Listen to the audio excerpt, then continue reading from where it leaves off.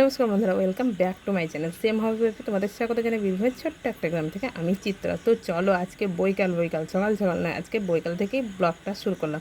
তো আজকে ব্লগ বলতে গেলে আজকে সকলে মিলে দেখতে পাচ্ছি ছাদের উপরে, এটা কিন্তু ছাদের উপরে আমি ব্লগটা শুরু করেছি। তো মা আজকে বললো কালকে যে রথযাত্রা, তোমরা তো সকলেই জানো কালকে রথযাত্রা। তো মা বললো যে এবছর নাকি বাড়িতে একটা রথ বানাবে। তো আমাকে বললো যে রথ বানাবে। তো আমি বললাম ঠিক আছে মা, রথ বানাবো, কোনো ব্যাপার নয়। কারণ আমি না ছোটোতে রথ বানাতে খুবই পছন্দ করতাম, কিন্তু রথ চালাতাম না। ছোট্টখাটো রথ আর কি বানিয়ে আর কি বাড়ির মধ্যে সাজিয়ে রাখতাম, কারণ আমাকে খুব ভালো লাগে এই খুঁটিনাটি কাজগুলো, আমার খুবই ভালো লাগে। মানে এগুলো একটি ছোট্টখাটো কাজ আর কি, এগুলো খুব ভালো লাগে আমাকে। তো আমি এসবগুলো প্রায়ই আগে করতাম, মানে প্রায় বলতে গেলে বিয়ের আগে বড়তেও, অনেক বড়তেও করেছি আর কি। তখন আমি ওই ছোট ছোট আর কি, আমাদের ওইদিকে তো মানে আর কি রেশম পোকা পোষা হয়। তো রেশম পোকার যে ডালগুলো হয় সেগুলো দিয়ে আমি কিন্তু রথ বানাতাম, সেগুলো দিয়ে ভালো হয় আর কি। ছোট ছোট ডালের মধ্যে ছোট ছোট আর কি রথ, আর কি বেশি বড় না আর কি, এই দুটি তিনটি মতো করে আমি বানাতাম। প্রতি বছরই মোটামুটি বানাতাম, দিয়ে সাজিয়ে রাখতাম। তো খুব ভালো লাগতো আমাকে। আর এমনিতে ওই সবগুলো মানে করতে বললাম যে আমাকে খুব ভালো লাগে। তো মা বললো যখন এবছর রথ বানাতে বাড়িতে, আর আমার ছেলের এসব দিকে অতটা ইন্টারেস্টিং নাই, কারণ ও এসব অতটা মানে যদি বা বলে অতটা কিছু বলি না আর কি। এক বছর বানিয়ে দিয়েছিলাম ওকে, তারপরে আর অতটা কিছু বলি না।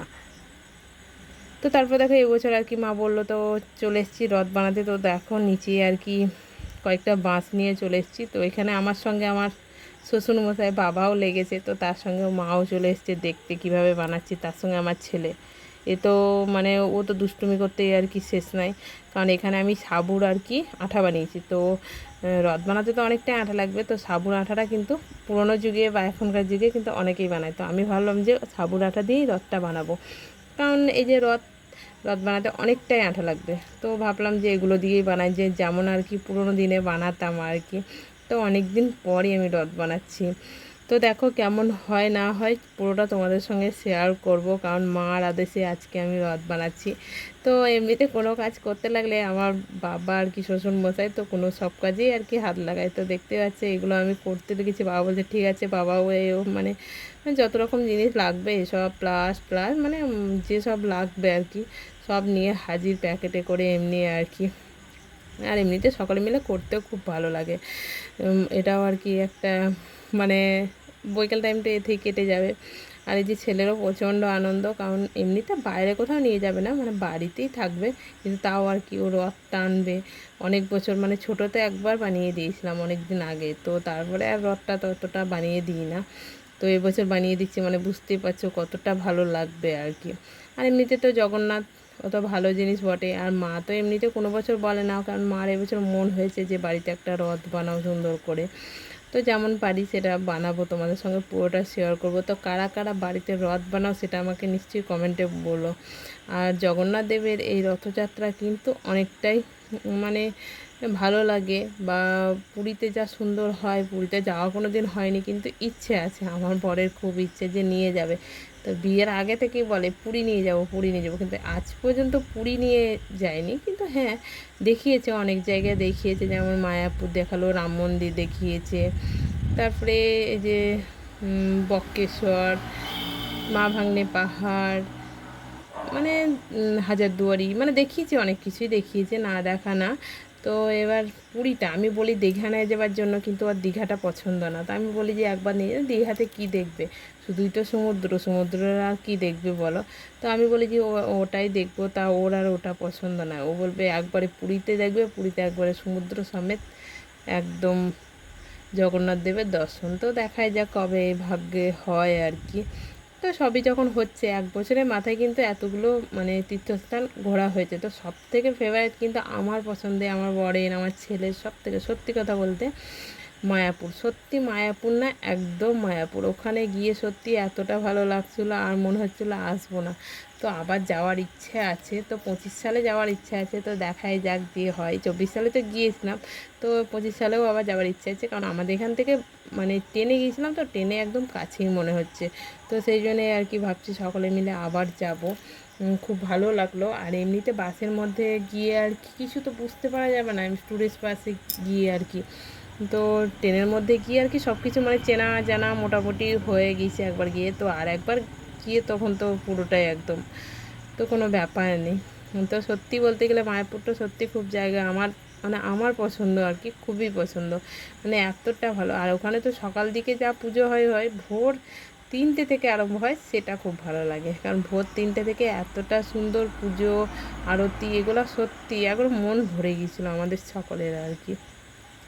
তো দেখো তোমাদের সঙ্গে কথা বলতে বলতে মোটামুটি রথটা কিছুটা আমার হচ্ছে, তোমরা দূর থেকে অতটা বুঝতে পারছো না। তো দেখো এরকম পুরোটা দেখিয়ে দিলাম তোমাদেরকে। তো আমি কিন্তু বানালাম, তো বাবা একটু মতো হেল্প করে দিয়েছে, কারণ সকলে মিলে না লাগলে হয় বলো, কারণ অনেক দিন পর বানাচ্ছি আর একটু বড় সাইজই হয়েছে। তো আমি এর থেকে ছোটোখাটো বানাতাম আর কি। তো আমি যে বললাম ওই যে রেশম পোকার ডাল দিয়ে বানাতাম আগে, তো এখন তো এটা বাঁশ দিয়ে বানাচ্ছি। বাঁশ দিয়ে ফার্স্ট টাইম কিন্তু আমি রথ বানাচ্ছি। এমনিতে তো বাবুকে বানিয়ে দিয়েছিলাম কাপড় দিয়ে সিম্পল, তো এটা আর কি পেপার দিয়ে বানাবো। তো দেখো পুরোটা তোমাদের সঙ্গে শেয়ার করব যতটা পারবো আর কি। তো ছাদের মধ্যে এতটা নোংরা হয়ে গিয়েছে, তো যতটা পারবো ততটা আর কি পেপার চিটিয়ে রাখবো। তো তারপরে আর কি সন্ধ্যা জেলে আর কি সে কাজগুলো করব, কারণ অনেকটাই টাইম লাগবে এটা করতে, ধৈর্য ধরে করতে হবে। তো তো আগে থেকে মা যদি বলতো কালকে থেকে, তো হঠাৎ করেই আজকে বলল, তো আমি একটু একটু করে আর কি সব করে রাখতাম কাল থেকে। তো হঠাৎ করে বলল তো তাড়াতাড়ির মধ্যে সব কিছুই করতে হবে। আর এদিকে দেখতে পাচ্ছি আমি সাবুন আঠা বানিয়ে রেখেছিলাম, তো ঠান্ডা হয়ে গেছে, তো চলো এবার পেপারটা দিয়ে দিই। তো মা বলেছিল যে কাপড় দিয়েই দিতে, কিন্তু আমাদের ওদিকে কিন্তু কাপড় দিয়ে হয় না, এদিকেই দেখেছি কাপড় দিয়ে রথ বানানো। কিন্তু আমাদের ওইদিকে না পেপার চিটিয়েই সকলে কিন্তু রথ বানায়। তো আমি বললাম আমি পেপার চিটিয়েই বানাবো। তো এই যে পেপার দিয়ে এসেছি, তো তারপরে এর উপরে কিন্তু একটা রথের পেপার হয় সেটা লাগাবো। তো রথের পেপার এখানে আর পাওয়া যায়নি, তো সেই জন্য বরের দোকানে যে গিফট প্যাক করে সেই পেপারগুলোই আর কি নিয়ে চলে এসছে বাবু, বলতে গেলে আমার ছেলে। তো ওকে তো বাবু বলেই আমরা সকলে বলি, তো সেই জন্য বাবুটাই তোমাদের সঙ্গে বেরিয়ে যায়। তো ওই যে আর কি নিয়ে এসছে, তো ওগুলো আর কি এর উপরে আর কি চিটিয়ে দেবো। তো আগে ফার্স্ট টাইম আর কি পেপারটা চিটিয়ে নিই, কারণ শক্তপোক্ত ভাব করার জন্য না পেপারটা দিলে একটু পুরু পুরু হয় আর কি। আর এর উপরে আর কি তবেই লাগবে আর কি, না সেটা লাগবে না আর কি। তো চলো পুরোটাই তোমাদের সঙ্গে শেয়ার করে নিলাম। তো একদম ফাইনাল লুক তোমাদের সঙ্গে দেখাবো কতটা সুন্দর আর কি আমি রথ বানালাম। তো চলো দেখো, দেখতে থাকো।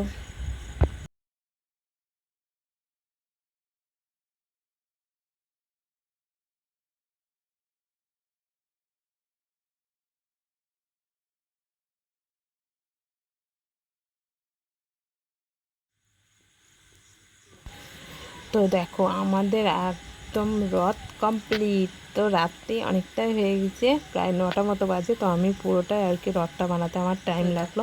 আর এদিকে দেখো একদম পুরো আর কি রথের মানে পেপার তলে আছে, তো তার মধ্যে দেখো এখানে আর কি দোকানের যে গিফট প্যাক করে সেই পেপারগুলো দিয়ে দিয়েছি, দিয়ে একদম সুন্দর করে ফুল বানিয়ে এটাকে একদম সুন্দর করে সাজিয়ে দিয়েছি। তো তোমরা কমেন্টে নিশ্চয়ই বলো আমার আজকে নিজে হাতে কেমন রথটা বানানো হয়েছে, আর তোমরা কারা কারা রথ বানাও সেটা কমেন্টে বলো। তো এই রথযাত্রা তোমাদের সকলের অনেক ভালো কাটুক, সুস্থভাবে কাটুক সেটাই কামনা করি। তো চলো আবার কালকে আসবে, কালকে কেমনভাবে রথ চালায় সেটা তোমরা দেখো। তো চলো আজকের মতো ভিডিওটা এই পর্যন্তই। টাটা, ভালো থাকবে সবাই, সুস্থ থাকবে।